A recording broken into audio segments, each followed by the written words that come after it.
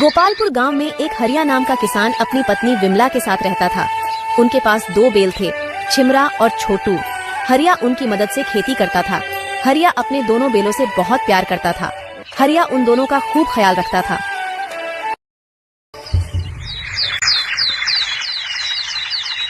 फिर सुबह सुबह हरिया अपनी पत्नी से कहता है, भाग्यवान, ओ भाग्यवान, भाग्यवान जरा सुनती हो? क्या हुआ, क्यों भाग्यवान कहकर चिल्ला रहे हो? अरे भाग्यवान, आज मैं जरा खेत से देर से घर वापस आऊंगा।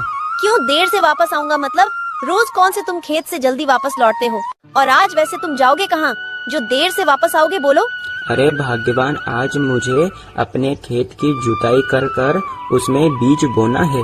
और भाग्यवान, आज मैं अपने दोनों बैलों को नदी किनारे नहलाने लेकर जाऊंगा।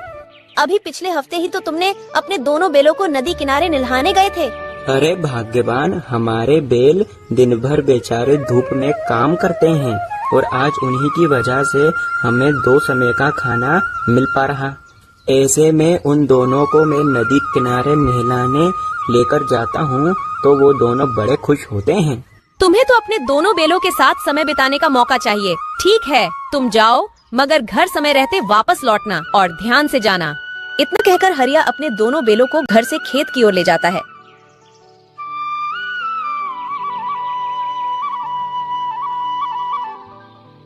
और खेत पर जाकर अपने खेत की जुताई करने और बीज बोने लगता है।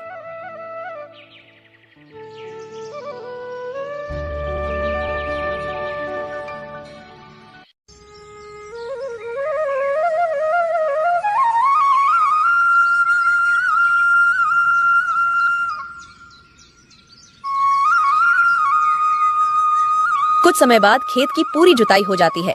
अरे वाह, आज तो समय रहते मैंने अपने पूरे खेत की जुताई कर ली। मेरे बैलों की तो बात ही निराली है। चलो, अब मैं तुम दोनों को नदी किनारे लेकर चलता हूँ, वहीं तुम दोनों को मैं नहलाऊंगा। हरिया अपने दोनों बैलों को नदी किनारे ले जाता है और अपने बैलों को नहलाता है। जितना हरिया अपने बैलों से प्यार करता है, उतना ही बैल भी हरिया से प्यार करता है। एक छोटे से गांव में रमेश नाम का लड़का रहता था। उसकी माँ बीमार रहती थी और पिता दिन रात मेहनत करके घर चलाते थे।